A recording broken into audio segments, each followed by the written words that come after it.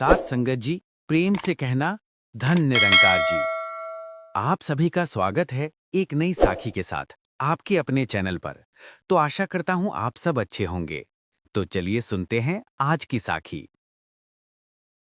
गांव रामपुर में रामदयाल जी का बड़ा सुंदर सा घर था। उस घर में सबसे मजेदार रिश्ता था सास शांति देवी और उनकी बहू प्रिया का। दोनों ही दिल से सीधी साधी, पर अपनी अपनी आदतों की वजह से अक्सर छोटे मोटे किस्से बन ही जाते थे। शांति देवी बड़ी कड़क आवाज वाली महिला थीं, पर दिल उनका बेहद नरम। वहीं प्रिया शहर से आई हुई, पढ़ी लिखी, हंसमुख और थोड़ी नटखट बहू थी। शादी के बाद हर रोज घर में कोई न कोई नई कहानी बन ही जाती थी, जिसे बाद में दोनों खुद हंसकर याद करती थी। एक दिन दाल में नमक थोड़ा कम हो गया। शांति देवी जैसे ही पहला निवाला मुंह में डालती हैं, तुरंत बोली, अरे प्रिया, ये नमक तुम कंजूसी से डालती हो क्या? प्रिया ने हंसते हुए कहा, माँ जी मैं कंजूसी नहीं कर रही, बस डॉक्टर ने कम नमक खाने को कहा था। अरे डॉक्टर ने मुझसे कहा था या तुमसे? सास ने भौंने उठाते हुए पूछा। प्रिया तुरंत बोली, अब घर में दो दो तरह की दाल थोड़े बनती है, सोचा एक ही बार सब स्वस्थ हो जाए। सास ने चम्मच रखा और बोल पड़ी, बहू, तुम हमारे स्वास्थ्य का इतना ध्यान मत रखो, थोड़ा स्वाद भी रहने दो। दोनों हल्के फुल्के हंस पड़ी और दाल में ऊपर से नमक डाल दिया गया। शांति देवी को हर काम जल्दी जल्दी और एक ही तरीके से करना पसंद था। वहीं प्रिया का मानना था कि काम मजे से और आराम से होना चाहिए। एक दिन प्रिया आराम से गाना सुनते हुए झाड़ू लगा रही थी। शांति देवी आई और बोली, बहू, झाड़ू कोई नाच गाने के साथ करने वाली चीज है। प्रिया बोली, माँ जी क्यों नहीं, आप भी एक बार कोशिश करके देखिए, थकान आधी हो जाएगी।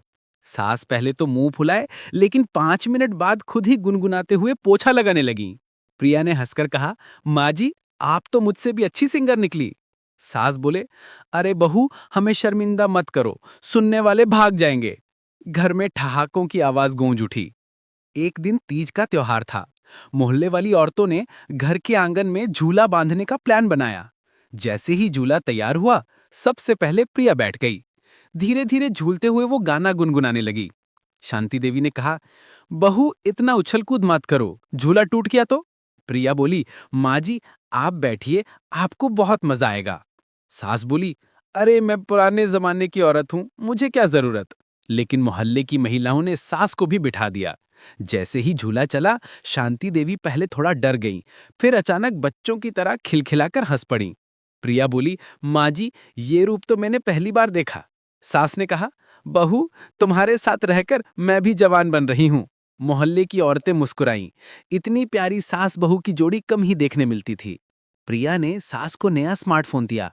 शांति देवी बार बार पूछती, बहू ये लाल बटन दबाऊं या हरा, अगर पूरा घर उड़ गया तो? सब हंस पड़ते। एक दिन सास ने गलती से रील खोली और उन्हें बिल्ली के मजेदार वीडियो दिखे।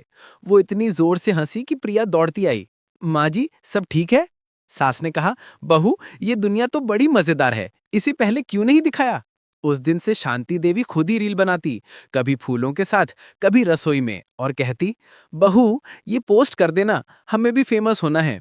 एक शाम दोनों बरामदे में बैठी थी। हवा चल रही थी और दिन भर की हल्की फुल्की नोकझोंक के बाद दोनों ही शांत थीं।